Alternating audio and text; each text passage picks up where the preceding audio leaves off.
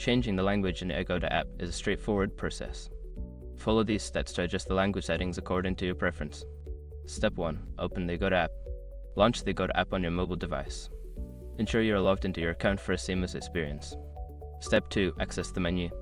Locate the menu icon, usually represented by 3 horizontal lines or dots typically found in the top left or right corner of the screen. Tap on it to open the navigation menu.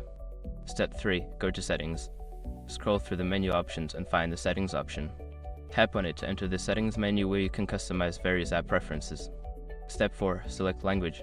In the Settings menu, look for the Language option. Tap on it to view the list of available languages that you can choose from. Step 5. Choose your preferred language. Browse through the list and select your desired language. The app will automatically update to reflect your selection, and you can start using it in the new language. Once you have completed these steps, the Agoda app will display content in your chosen language. Enjoy your booking experience.